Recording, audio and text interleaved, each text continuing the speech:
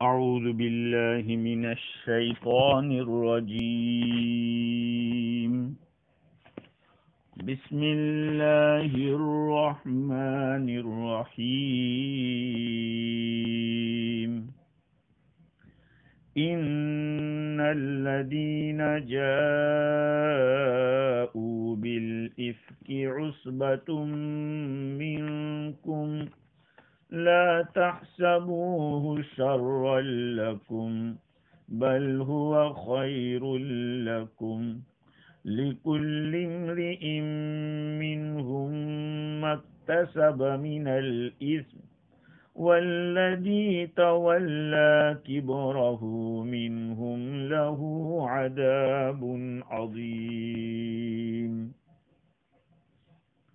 لولا إذ سمعتموه ظن المؤمنون والمؤمنات بأنفسهم خيرا وقالوا هذا إفك مبين. صدق الله العظيم. معزز سامعین، بزرگوں، پیارے بھائیوں، سننے والی خواتین، مائیں اور بہنیں، تقریباً 6 دن گزر چکے ہیں اور آج یہ 7واں دن ہے اس سورت کی تفسیر میں. پہلے 6 دنوں کے اندر جو باتیں بیان کی گئی اس میں زنا جیسی بری حرکت کی سزا اور زنا کی شناعت اور برائی کہ اس سے آدمی کی فطرت بدل جاتی ہے، نیچر بدل جاتا ہے، سوچ بدل جاتی ہے. اس کے بعد زنا کے الزام کے بارے میں، کسی پرائی عورت یا پرائے مرد پر زنا کا الزام لگائے تو کیا ہے، حد قذف لگتی ہے.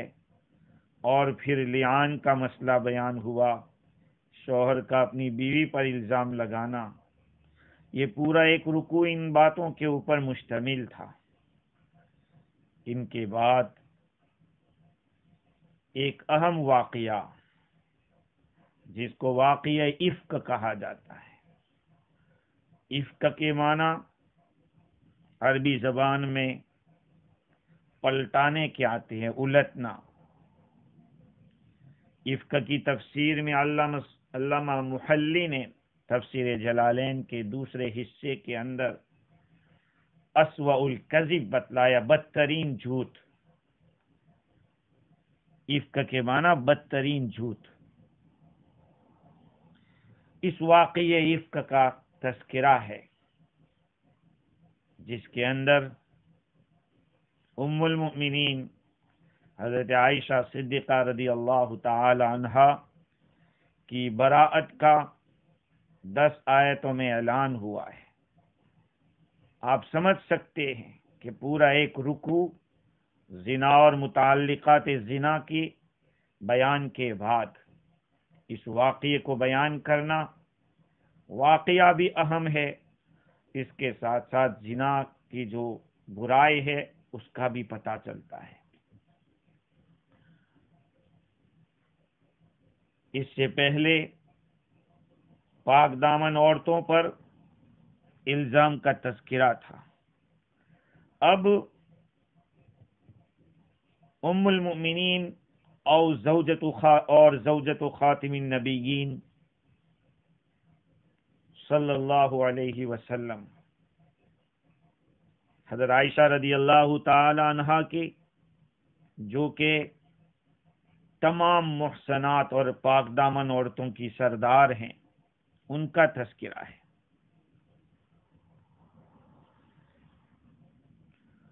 لفظ افک جتنے بھی جھوٹ اور جتنے بھی افطرا کے معنی گھرا ہوا جھوٹ،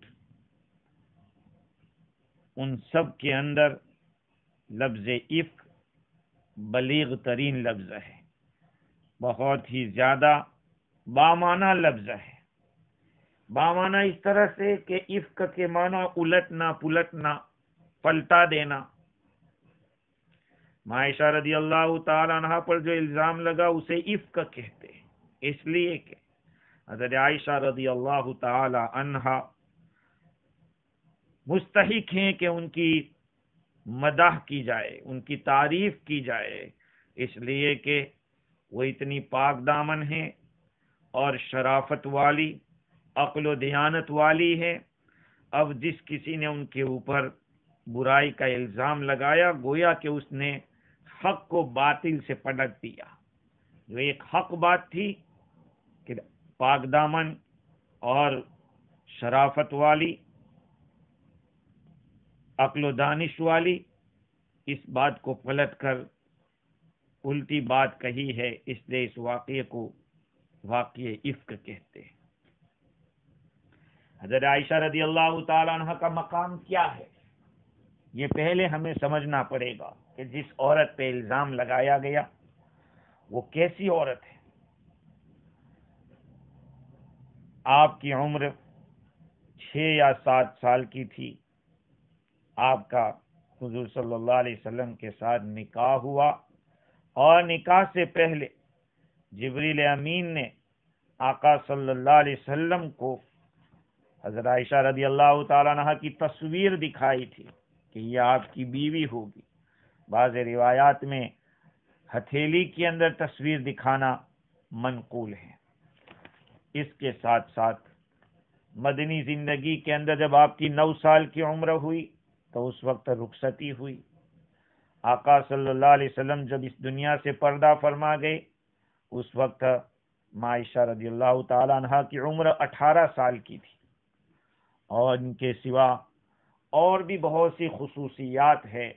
ایک خصوصیت یہ بھی ہے کہ آپ کی جتنی ازواج ہیں ان تمام ازواج اور بیویوں میں یہی ایک بیوی ایسی ہے جو کنواری تھی، آپ کا پہلے کسی سے نکاح نہیں ہوا تھا۔ اور ان کی خصوصیت ایک یہ بھی ہے کہ حضور صلی اللہ علیہ وسلم کے ساتھ یہ لحاف میں ہوتی تھی اور آپ پر وحی نازل ہوتی تھی۔ ایک خصوصیت یہ بھی ہے کہ آقا صلی اللہ علیہ وسلم کی وفات عائشہ رضی اللہ تعالیٰ عنہ کی گود میں ہوئی ہے۔ ایک خصوصیت یہ بھی ہے کہ آپ ہی کے کمرے کے اندر آقا صلی اللہ علیہ وسلم مدفون ہیں، اور آپ کی برات کے لیے اللہ تعالیٰ نے آسمان سے قرآن مجید کی آیت نازل فرمائی۔ اور ایک بڑی بات یہ ہے کہ خود بھی صدیقہ ہے اور بنت صدیق بھی ہے، ابو بکر صدیق رضی اللہ تعالی عنہ کی صاحبزادی ہے۔ 2000 سے زیادہ حدیثیں حضرت عائشہ رضی اللہ تعالی عنہ سے منقول ہے۔ اب اس عورت کے اوپر جو الزام لگا، واقعہ ہمیں تفصیل سے اس کو سمجھنا پڑے گا۔ حضور اکرم صلی اللہ علیہ وسلم کی پالیسی اور آپ کا طریقہ کیا تھا؟ آپ صلی اللہ علیہ وسلم جب کبھی غزوے میں تشریف لے جاتے تو آپ صلی اللہ علیہ وسلم کی عادت شریفہ یہ تھی کہ آپ اپنی ازواج کے اندر قرآن اندازی کرتے تھے، چٹھی اچھالتے تھے، جس عورت کا نام آتا وہ آپ صلی اللہ علیہ وسلم کے ساتھ جاتی تھی۔ اب یہ جو واقعہ ہے غزوہ بنی مستلق، اسی کو مریسی بھی کہتے ہیں، غزوہ مریسی یا غزوہ بنی مستلق سن ہجری 5 کے اندر پیش آیا ہے۔ علامہ عثمانی فرماتے ہیں کہ سن ہجری 6 میں غزوہ بنی مستلق سے واپسی میں یہ واقعہ پیش آیا ہے۔ قبیلہ بنی مستلق کا سردار حارث ابن ابی ضرار تھا۔ یہ کفار کو جناب رسول اللہ صلی اللہ علیہ وسلم سے جنگ کے لیے آمادہ کیا کرتا تھا، لوگوں کو ابھارتا تھا۔ اس نے ایک لشکر جمع کر لیا تھا۔ یہ خبر حضور اقدس صلی اللہ علیہ وسلم کو بھی معلوم ہوئی تو آپ نے ایک صحابی حضرت بریدہ اسلمی رضی اللہ عنہ کو بھیجا دریافت کرنے، تحقیق کرنے کے لیے کہ اگر تمہارا ارادہ محمد صلی اللہ علیہ وسلم کے ساتھ جنگ کرنے کا ہے تو میں بھی اپنی قوم کو تیار کرتا ہوں، میں بھی ایک لشکر لے کر آپ کے ساتھ آؤں گا۔ جب ان لوگوں نے معلوم کیا کہ یہ تو اپنے ہی خیال کا آدمی ہے تو پوری تفصیلات بتلا دی کہ ان کا ارادہ کیا ہے۔ حضرت بریدہ اسلمی رضی اللہ تعالیٰ عنہ نے آ کر آقا صلی اللہ علیہ وسلم کو ساری تفصیلات بتلا دی۔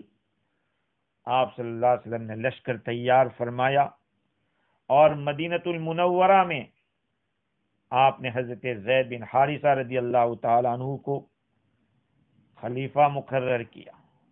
دیکھیے سب نہیں نکل گئے، آپ صلی اللہ علیہ وسلم گھروں کے اوپر کچھ لوگوں کو چھوڑ کر جاتے تھے۔ مہاجرین کا جھنڈا حضرت علی رضی اللہ عنہ کو دیا اور انصار کا جھنڈا حضرت سعد بن عبادہ رضی اللہ عنہ کو دیا۔ فرنٹ آرمی کے فرنٹ حصے میں حضرت عمر رضی اللہ عنہ کو مقرر کیا۔ اس لشکر میں 30 گھوڑے تھے اور مال کی لالچ میں آپ کے ساتھ بہت سارے منافق بھی آ گئے تھے۔ راستے میں حضرت عمر رضی اللہ عنہ نے ایک آدمی کو شک کی بنیاد پر پکڑا جو جاسوس نکلا، اور حضرت عمر رضی اللہ عنہ نے فرمایا کہ سچ سچ بتا دو ورنہ قتل کر دوں گا۔ اس نے سب کچھ بتلا دیا۔ جاسوس کو جناب رسول اللہ صلی اللہ علیہ وسلم کی خدمت میں پیش کیا گیا، اس کو اسلام کی دعوت دی، اس نے انکار کر دیا اور کہا کہ میں اپنی قوم کے فیصلے کا انتظار کر رہا ہوں۔ حضرت عمر رضی اللہ عنہ نے اس کو قتل کر دیا۔ جب یہ بات ان لوگوں کو پتہ چلی تو دشمن خوف زدہ ہو گئے۔ جناب رسالت مآب صلی اللہ علیہ وسلم نے مقام مریسی میں قیام فرمایا اور حضرت عمر رضی اللہ تعالیٰ عنہ کو حکم دیا کہ اعلان کر دو جو بھی لا الہ الا اللہ محمد الرسول اللہ کا اقرار کرے گا اس کی جان اور مال محفوظ ہو جائے گا۔ یہ پالیسی تھی جنگ کی۔ ہاں، یہ نہیں تھا کہ ایک دم سے ہلہ بول لو اور ایسے ہی ختم کر دو۔ اسلام دنیا میں امن و امان چاہتا ہے، امن و امان چاہتا ہے، چین اور سکون چاہتا ہے، اور پہلی فرصت میں اس طرح کرنا یہ اسلامی پالیسی کے خلاف ہے۔ تو اعلان کیا گیا، لیکن جب وہ تیار نہیں ہوئے تو پھر جنگ ہوئی۔ اس غزوے کے اندر حضرت عائشہ صدیقہ رضی اللہ تعالی عنہا اور حضرت ام سلمہ رضی اللہ تعالی عنہا ساتھ تھی۔ جب وہ اعلان کسی نے قبول نہیں کیا تو یک بارگی حملہ ہوا اور تیر اندازی، بارش ہوئی، تیر برسائے گئے۔ دشمنوں کے 10 آدمی قتل ہوئے، باقی گرفتار ہو کر آئے۔ مسلمانوں میں سے صرف ایک شہید ہوئے، اور اس جنگ میں حضرت جویریہ رضی اللہ تعالی عنہا گرفتار ہوئی، جو حضرت ثابت بن قیس رضی اللہ تعالی عنہ کے حصے میں آئی۔ پھر حضور صلی اللہ علیہ وسلم سے درخواست کر کے ثابت بن قیس رضی اللہ تعالی عنہ کو بدلے کتابت ادا کر کے آپ صلی اللہ علیہ وسلم کے نکاح میں آئی۔ ہاں، آپ کا مہر آپ کی قوم کے 40 یا اس سے زیادہ افراد کو آزادی دلائی گئی۔ یہ ساری باتیں ایک کتاب ہے رسالت مآب صلی اللہ علیہ وسلم، اس کے اندر سے لی ہے۔ اب دیکھیں واقعہ کیا ہے، بہت ہی اہم واقعہ ہے، اور اس کے اندر میرے عزیزوں اور خواتین بہت سارے لیسنز ہیں، بہت سارے سبق ہیں جس کو ہمیں سمجھنا چاہیے کہ ایک نبی کی بیوی کے اوپر بھی الزام لگتا ہے، لیکن نبی شریعت کا دامن نہیں چھوڑتے اور حضرت عائشہ رضی اللہ تعالیٰ عنہ کا گھرانہ وہ بھی کیسے دین کو پکڑے ہوئے ہیں، اور حضور کا جو مقام ہے اس کا کتنا لحاظ رکھا جا رہا ہے۔ آپ سوچئے اور سمجھیے، آج کے دور میں ہم لوگ چونکہ سیرت النبی سے بہت دور ہیں، سیرت النبی سے بہت دور ہیں، اس لیے زیادہ دلدل میں پھنستے جاتے ہیں۔ کاش کہ ہم لوگ سیرت النبی کو اپنے گھروں میں اس کی تعلیم کریں، یا یہ کہ مسلسل اس کے مضامین امت کے سامنے پیش کیے جائیں۔ واقعہ کیا ہے؟ ابن شہاب زہری رحمت اللہ علیہ فرماتے ہیں کہ مجھے عروہ ابن زبیر اور سعید ابن مسیب اور علقمہ ابن وقاص، عبید اللہ بن عبداللہ ابن عتبہ ابن مسعود نے ایک روایت بیان کی، ایک حدیث بیان کی۔ کیا حدیث تھی؟ حضرت عائشہ ام المؤمنین زوج النبی صلی اللہ علیہ وسلم کے بارے میں، وہ بات ہے جو حضرت عائشہ رضی اللہ تعالی عنہا کی واقعہ افک کے بارے میں بیان کی گئی ہے، جس میں اللہ تعالیٰ نے حضرت عائشہ رضی اللہ تعالیٰ عنہ کو بری قرار دیا ان باتوں سے جو لوگوں نے کہی تھی۔ چونکہ ابن شہاب زہری بھی بہت بڑے محدث ہے، بلکہ حدیثوں کے جمع کرنے والے ہیں، مدون کہے جاتے ہیں فن حدیث کے، انہوں نے کئی روایتوں کو سامنے رکھ کر اس تفصیل کو بیان کیا ہے، اور مجھے اچھی طرح یاد ہے کہ یہ بات علامہ عینی نے اپنی شرح بخاری عمدۃ القاری میں جلد نمبر 13 صفحہ نمبر 187 اور اس کے ارد گرد میں اس واقعے کو بیان کیا ہے۔ حضرت عروہ نے ان کو روایت بیان کی کہ حضرت عائشہ رضی اللہ تعالی عنہ نے ایک مرتبہ فرمایا کہ جب آپ صلی اللہ علیہ وسلم تشریف لے جاتے کہیں سفر میں تو اپنے ازواج کے اندر قرآن اندازی کرتے، جس کا نام نکلتا اس کو آپ صلی اللہ علیہ وسلم ساتھ میں رکھتے۔ تو آپ صلی اللہ علیہ وسلم حضرت عائشہ رضی اللہ تعالی عنہا کو اس غزوے کے اندر ان کا نام نکلا تو وہ آپ کے ساتھ گئی۔ حجاب کا حکم نازل ہو چکا تھا۔ حضرت عائشہ فرماتی ہے کہ مجھے ہودج کے اندر اٹھایا جاتا تھا اور اسی میں اترتی تھی۔ ہودج کے مطلب یہ ہے کہ جو اونٹ کے اوپر جو چیز رکھی جاتی ہے جس میں لوگ بیٹھتے ہیں، تو فرماتی ہیں کہ ہم لوگ چلے یہاں تک کہ پوری لڑائی ختم ہو گئی۔ آپ صلی اللہ علیہ وسلم اس غزوے سے فارغ ہو گئے اور لوٹ رہے تھے، مدینہ سے قریب ہو رہے تھے۔ لوٹتے ہوئے اعلان ہوا ایک رات کہ لشکر کو روانہ ہونا ہے۔ جب ان لوگوں نے اعلان کیا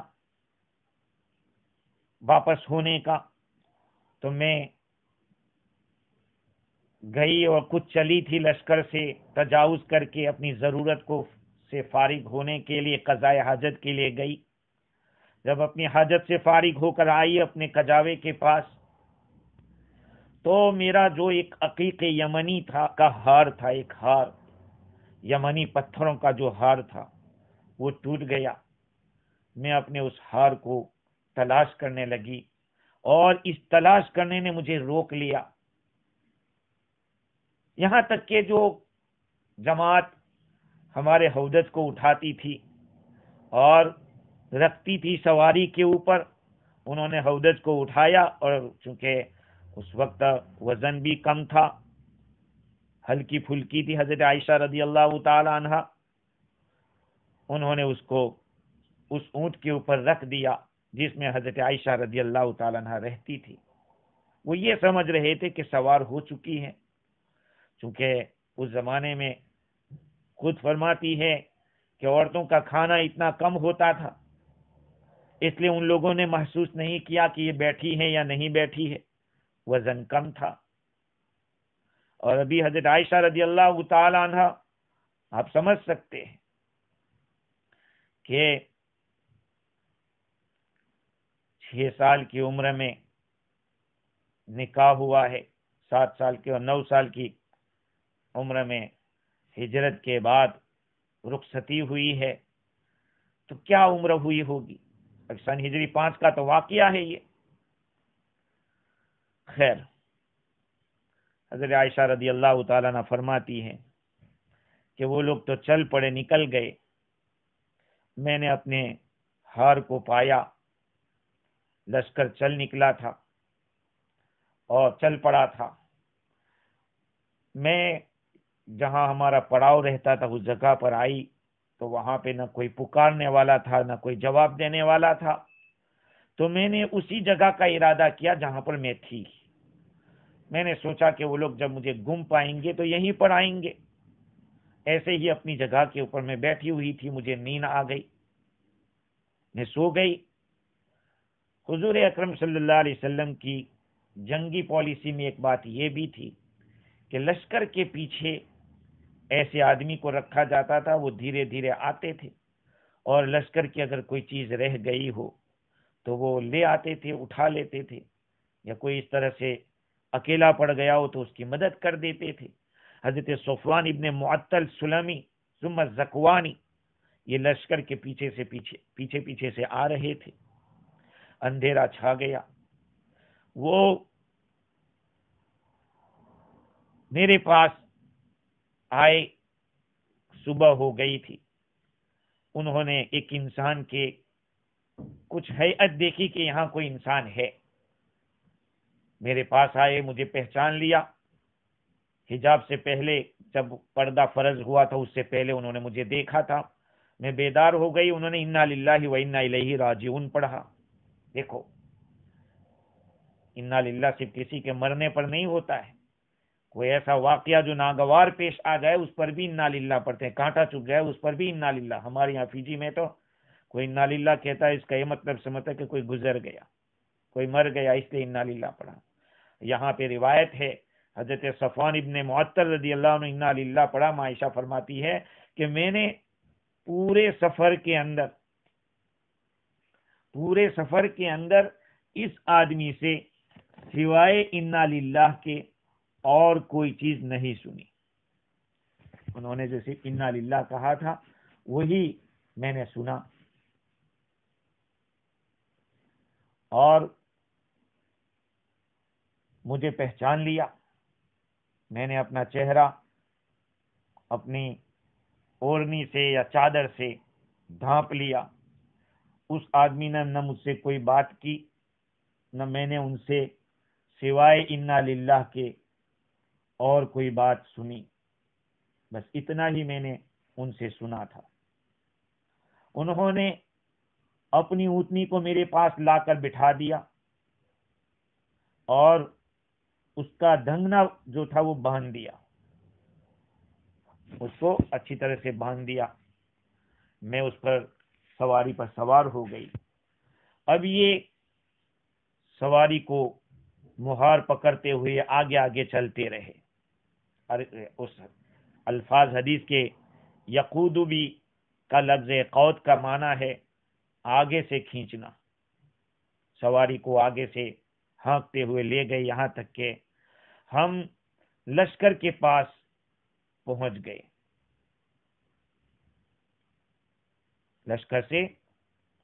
لشکر کے ساتھ ہم مل گئے۔ رات کے آخری حصے میں وہ روانہ ہوئے تھے اور صبح کو میرے پاس پہنچ گئے تھے۔ اب ہوا یہ کہ لشکر تک تو یہ پہنچ چکے ہیں،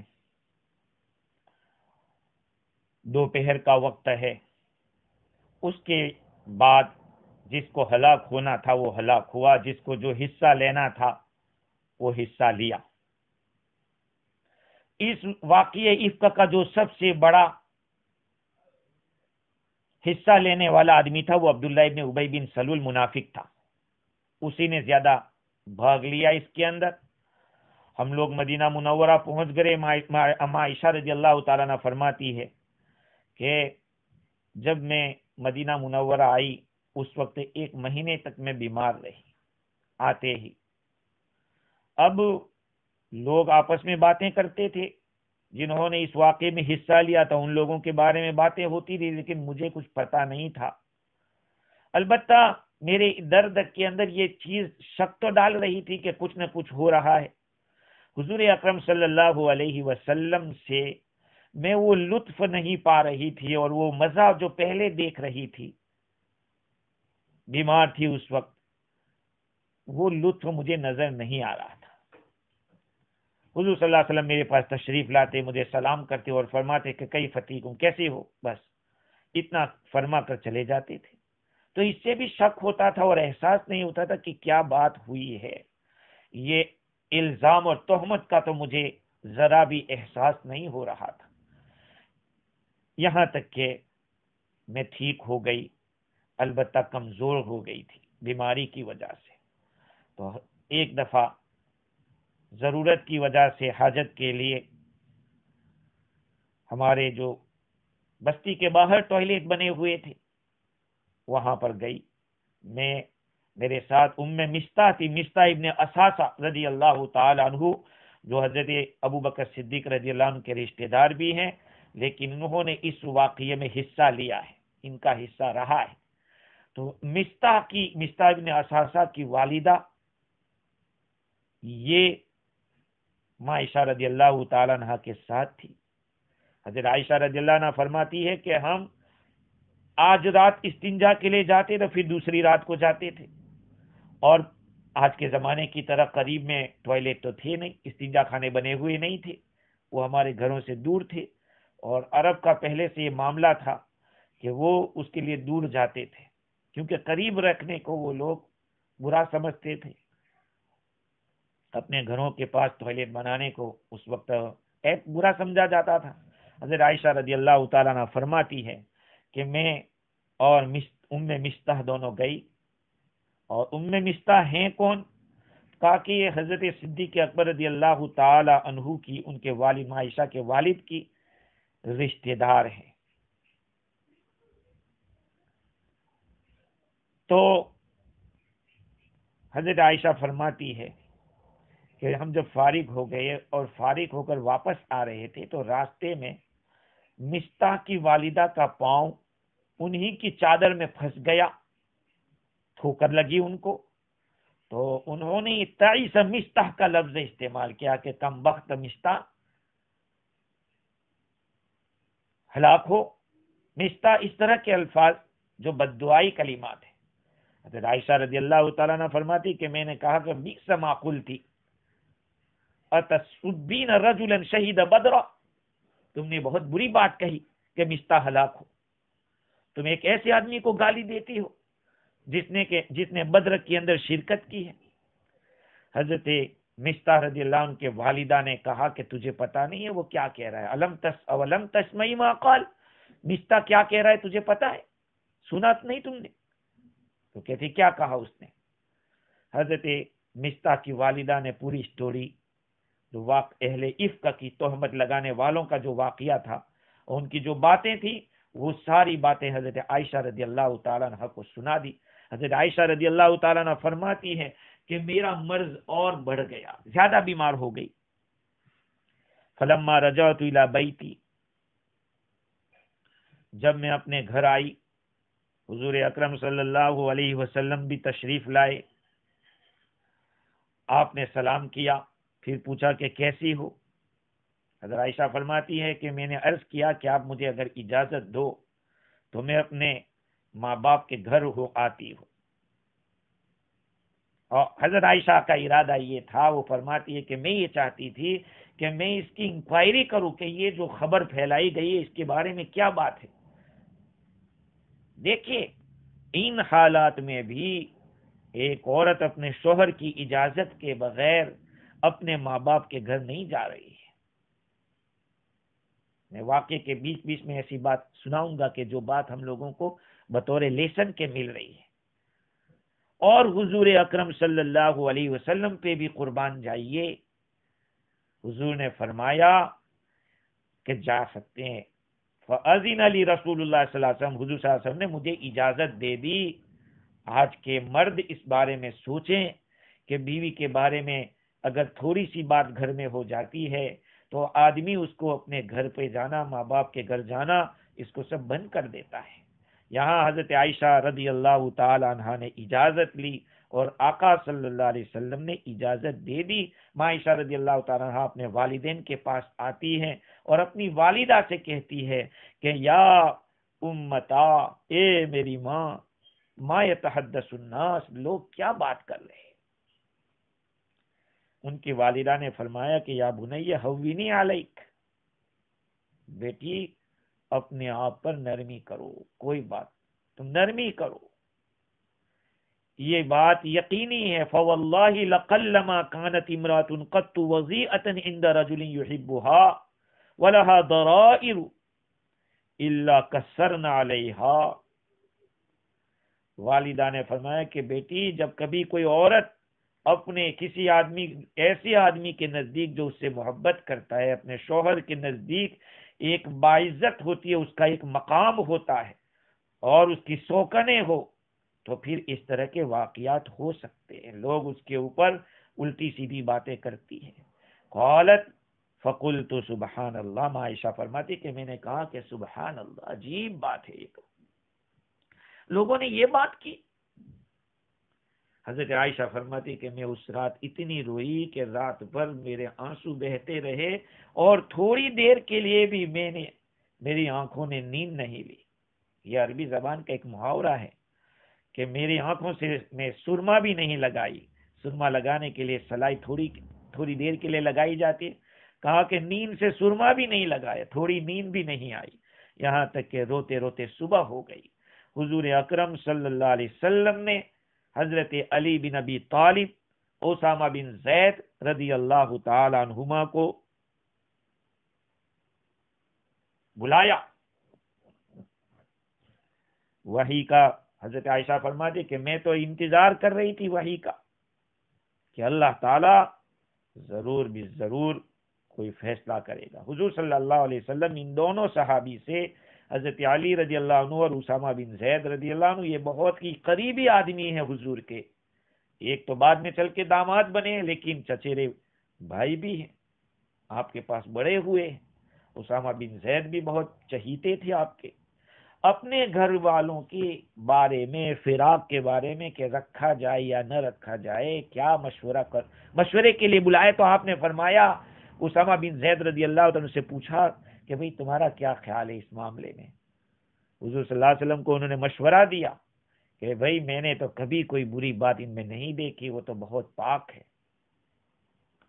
ہاں، انہوں نے اپنے دل میں جو بھی محبت تھی ان کی، اس کے بارے میں کلمات کہے اور کیا کہا، یا رسول اللہ اہلک وما نعلم الا خیرا، اللہ کے رسول یہ تو آپ کے اہل ہیں اور ہم تو خیر ہی جانتے ہیں۔ حضرت علی رضی اللہ تعالیٰ عنہ نے جو بات کہی تھی وہ یہ تھی، یا رسول اللہ لم یضیق اللہ علیک والنساء سواہا کثیر، کہا کہ اللہ تعالیٰ نے عورتوں کی آپ کے اوپر کوئی تنگی نہیں کر رکھی، ان کے سے اور بھی بہت ساری عورتیں ہیں، آپ اپنی باندی سے پوچھ لے۔ حضرت بریرہ رضی اللہ تعالی عنہ جن کو بعد میں آزادی ملی تھی، کہا ان سے پوچھ لے، وہ تصدیق کرے گی۔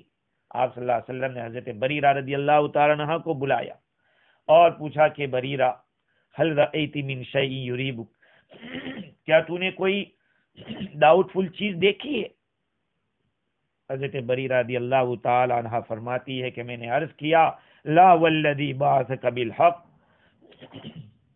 نہیں، اس ذات کی قسم جس نے آپ کو حق لے کر بھیجا ہے،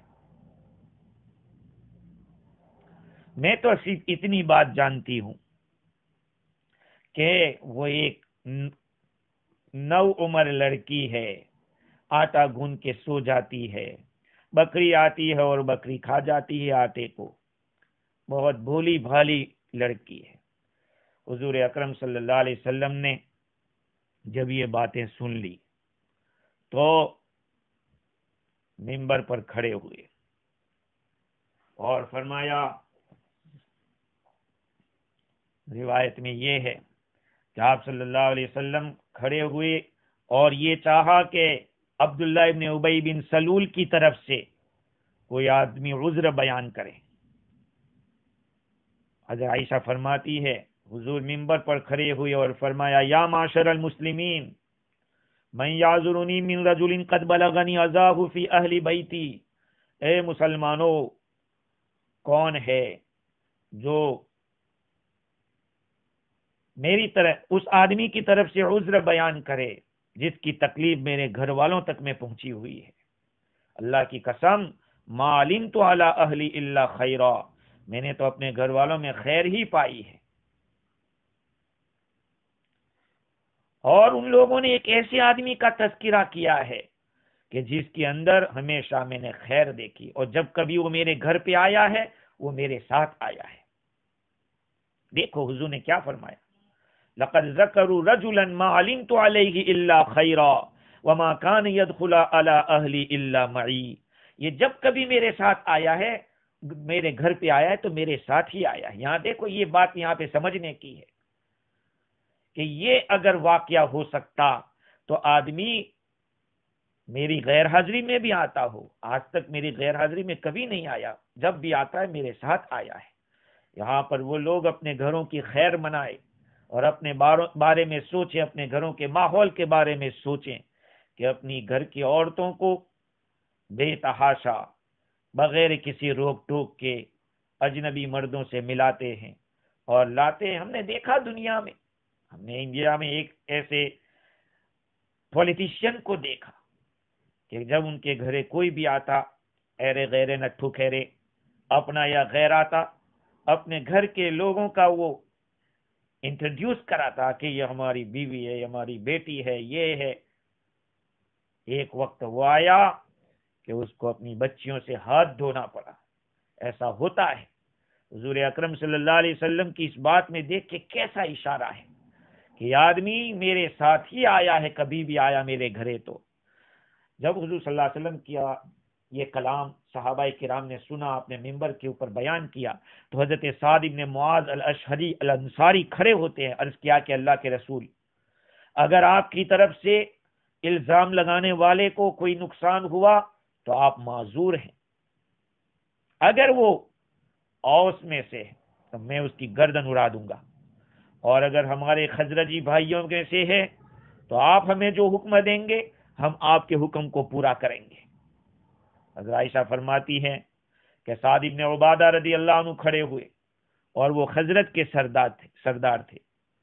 یہ سعد بن عبادہ کون ہے رضی اللہ تعالیٰ عنہ؟ وہ حضرت حسان کی والدہ کے کزن لگتے ہیں۔ حضرت سعد بن عبادہ رضی اللہ عنہ کے چچا کی لڑکی حضرت حسان کی ماں لگتی ہے۔ حضرت حسان بن ثابت رضی اللہ تعالیٰ عنہ کا بھی اس قصے کے اندر کچھ ہاتھ رہا ہے، آگے چل کے بات آئے گی اس کے اوپر، گویا کہ یہ ان کے ماموں ہے۔ یہ ایک نیک آدمی تھے، لیکن ان کو حمیت آ گئی تو حضرت سعد بن معاذ رضی اللہ عنہ سے کہا کذبت علی امر اللہ، خدا کی قسم تو نے جھوٹ کہا، لا تقتلہ، تو اس کو قتل نہیں کر سکتا، ولا تقدر علی قتلہ، اس کے قتل پر تو قادر نہیں ہے۔ حضرت اسید بن حضیر جو کہ حضرت سعد کے چچیرے بھائی ہیں، انہوں نے سعد بن عبادہ سے یہ کہا، فرمایا کذبت، اللہ کی قسم تو نے جھوٹ کہا ہے، ہم اس کو قتل کر دیں گے، تو منافق ہے، تو منافقوں کی طرف سے لڑ رہا ہے، دفاع کر رہا ہے۔ یہاں پہ اوس اور خزرج جو دونوں مسلمان ہیں آپس میں جوش میں آ گئے، لڑائی بھڑک رہی، ادھر سے ادھر سے جواب ہو رہے، یہاں تک کہ جنگ ہو جاتی۔ حضور اکرم صلی اللہ علیہ وسلم کھڑے ہوئے ممبر کے اوپر دیکھتے جا رہے ہیں اور لوگوں کو ٹھنڈا کر رہے ہیں کہ بھئی چپ ہو جاؤ، یہاں تک کہ سب خاموش ہو گئے، آپ بھی خاموش ہو گئے۔ حضرت عائشہ فرماتی ہے کہ ایک دن ایسے ہی گزرا تھا، میرے آنسو تھمتے نہیں تھے، نہ نیند مجھے آتی تھی، میرے والد نے میرے پاس صبح کی میں 2 راتیں روتی رہی اور ایک دن بھی آنکھ نہیں لگی۔ یہ دونوں میرے ماں باپ گمان کر رہے تھے کہ یہ روتی رہے گی تو اس کا جگر پھٹ جائے گا رونے کی وجہ سے۔ تو ہم لوگ اسی طرح سے بیٹھے ہوئے تھے، والدین یعنی حضرت ابوبکر صدیق رضی اللہ تعالیٰ ان کی اہلیہ حضرت عائشہ رضی اللہ عنہ کے پاس بیٹھی ہوئی تھی، یہ روتی جا رہی تھی۔ اتنے میں ایک عورت نے اجازت لی جو انصاری عورت تھی، ان کو اجازت دی گئی، وہ بھی حضرت عائشہ رضی اللہ تعالی عنہ کے ساتھ بیٹھ کر رونے لگی۔ اسی درمیان تھے یہ لوگ کہ حضور اکرم صلی اللہ علیہ وسلم تشریف لائے اور آپ صلی اللہ علیہ وسلم بیٹھ گئے۔ حضرت عائشہ فرماتی ہے میرے پاس جب سے یہ واقعہ پیش آیا تھا تقریباً 1 مہینہ گزر گیا، آپ کبھی بیٹھے نہیں تھے۔ ولن يجلس عندي منذ قيل ما قيل قبلها وقد لبث شهرا لا يوحى اليه في شان۔ 1 مہینہ ہو گیا تھا میرے بارے میں کوئی وحی نہیں نازل ہو رہی تھی۔ یہاں پہ غور کریں، وہ لوگ جو حضور اکرم صلی اللہ علیہ وسلم کو عالم الغیب کہتے ہیں، اگر عالم الغیب تھے تو 1 مہینے تک ناراضی کی کیا ضرورت تھی؟ اگر عالم الغیب تھے، اس مسئلے پہ میں آگے چل کے تفصیل سے روشنی ڈالوں گا کہ علم غیب کا مسئلہ کیا ہے، لیکن یہاں اس کو تھوڑا آپ دھیان میں رکھیں کہ آپ صلی اللہ علیہ وسلم 1 مہینے تک اسی طرح کا سلوک کرتے رہے آتے۔ یہاں ایک بات اور معلوم ہوتی ہے کہ حضور صلی اللہ علیہ وسلم حضرت عائشہ رضی اللہ تعالیٰ عنہ کی خبر گیری رکھتے تھے، آتے پوچھتے خیریت معلوم کرتے پھر چلے جاتے۔ آج ہمارے معاشرے کے اندر بیوی سے اگر کوئی غلطی ہوئی ہو یا نہ ہوئی ہو، تھوڑا سا ڈاؤٹ ہوتا ہے، اس پہ کتنی چیمی گوئیاں اور کتنی جنگیں اور کیا بکواس اور کیسی تہمتیں لگنا شروع ہو جاتی ہے۔ سیرت النبی پڑھو تو پتہ چلے گا آقا صلی اللہ علیہ وسلم نے امت کو ہر قسم کی رہنمائی عطا فرمائی ہے۔ دیکھو خیر آگے چل کے پھر بات آئے گی تو تفصیل سے بات کروں گا۔ حضور اکرم صلی اللہ علیہ وسلم جب بیٹھے، آپ نے تشہد پڑھا، پھر فرمایا کہ اما بعد۔ اب حضرت عائشہ رضی اللہ تعالیٰ عنہ سے ڈائریکٹ بات ہو رہی ہے۔ حضور نے فرمایا کہ عائشہ، مجھے آپ کے بارے میں ایسی بات معلوم ہوئی، اگر آپ بری ہو، پاک صاف ہو، اللہ تعالیٰ آپ کو بری کر دے گا، اور اگر آپ سے غلطی ہو گئی ہے، کوئی گناہ ہوا ہے تو اللہ تعالیٰ سے استغفار کیجئے، اللہ سے توبہ کیجئے، اس لیے کہ بندہ جب گناہ سے توبہ کرتا ہے تو اللہ اس کی توبہ کو قبول کرتا ہے۔ حضور صلی اللہ علیہ وسلم کی جب یہ گفتگو ختم ہوئی، عائشہ رضی اللہ تعالیٰ عنہ نے عرض کیا کہ جب حضور اپنی بات کو ختم کر چکے، میرے آنسو بہت زیادہ تھے، یہاں تک کہ جب تھم بھی گئے آپ نے کوئی قطرہ پھر محسوس نہیں کیا، یعنی اس کو ٹھیک ہو گئی۔ حضرت عائشہ بالکل اچھی طرح سے مطمئن ہو گئی تو اپنے والد سے درخواست کرتی ہے، عجیب رسول اللہ صلی اللہ علیہ وسلم فیما قال۔ دیکھو بڑے آدمی کو بولنے کا موقع دیا جاتا ہے، ایک عورت اپنی برات کے لیے خود بیان نہیں کر رہی ہے، یہ اسی کو کہتے ہیں کبر الاکبر، بڑے کو بڑا بناؤ، پہلے بڑے کو بولنے کا موقع دو۔ یہاں دیکھتے ہیں آپ دنیا میں کیا ہوتا ہے، پورا پاور لڑکی لے لیتی ہے اپنے ہاتھ میں اور وہی سارٹ آؤٹ کرنے کی کوشش کرتی ہے۔ خیر اپنے والد صدیق اکبر رضی اللہ تعالیٰ عنہ سے درخواست کی، کہا کہ آپ جواب دیجئے۔ صدیق اکبر رضی اللہ عنہ نے اپنی بیٹی سے فرمایا، واللہ ما ادری ما اقول لرسول اللہ صلی اللہ علیہ وسلم، خدا کی قسم میں نہیں جانتا کہ میں حضور کو کیا کہوں۔ حضرت عائشہ رضی اللہ عنہ فرماتی ہیں کہ میں نے اپنی والدہ سے کہا کہ عجیبی رسول اللہ صلی اللہ علیہ وسلم، آپ حضور کو جواب دیں۔ انہوں نے عرض کیا، فرمایا والدہ نے کہ بیٹی ما ادری ما اقول لرسول اللہ صلی اللہ علیہ وسلم، میں کیا کہوں اللہ کے رسول صلی اللہ علیہ وسلم سے، وہ مجھے پتا نہیں۔ حضرت عائشہ فرماتی ہے کہ میں نے کہا ابھی تو میں کم عمر لڑکی ہوں، اچھی طرح سے پڑھ بھی نہیں پاتی قرآن کو، انی واللہ، اللہ کی قسم تم نے یہ بات حضور کی سن لی ہے، اگر میں تمہارے سامنے اس بات کا اقرار کر لیتی ہوں تو اپنے بارے میں تمہارے سامنے تو تم میری تصدیق کر لو گے، اور اگر میں یوں کہتی ہوں کہ اللہ کی قسم میں بری ہوں، اللہ جانتا ہے کہ میں بری ہوں، تو تم میری تصدیق نہیں کرو گے۔ اگر اعتراف کرتی ہوں، اللہ تو جانتا ہے کہ میں بری ہوں، لیکن تم مان لو گے، تصدیق کر لو گے۔ بس میرے لیے تو اب وہی مثال ہے جو حضرت یوسف علیہ السلام کے بارے میں ان کے والد صاحب نے بتائی تھی فصبر جمیل. حضرت یوسف علیہ السلام کے بھائی جب کرتا لے کر آئے اور اپنے والد صاحب سے کہا کہ ہم لوگ تو اس طرح سے کھیل رہے تھے اور بھیڑیا آیا اور یوسف کو لے کر چلا گیا، بھیڑیا کھا گیا، تو حضرت یعقوب علیہ السلام نے یہی بات فرمائی تھی کہ فصبر جمیل، اب تو میرے لیے صبر جمیل ہی ہے، صبر ہی کرنا پڑے گا. عائشہ فرماتی کہ میرے لیے بھی وہی حالت ہے، اور واللہ المستعان علی ما تصفون، اللہ ہی سے مدد مانگی جاتی ہے اس بات پر جس کو تم لوگ بیان کر رہے ہو. حضرت عائشہ فرماتی ہے کہ پھر تو میں نے اپنا پہلو بدل دیا اور اپنے بستر کے اوپر لیٹ گئی. فرماتی ہے کہ اس وقت میں جانتی تھی کہ میں بری ہوں اور اللہ ضرور میری برات کا اعلان کرے گا، لیکن عائشہ کی تواضع دیکھیے، ایک نبی کی بیوی ہے، کیا بات کر رہی ہے. فرماتی ہے خدا کی قسم میں نے یہ گمان نہیں کیا تھا کہ اللہ تعالیٰ میری شان میں کوئی قرآن کی آیت اتارے گا. میں تو یہ سوچتی تھی کہ حضور کو خواب میں میری برات بتلا دی جائے گی. میں اس بات سے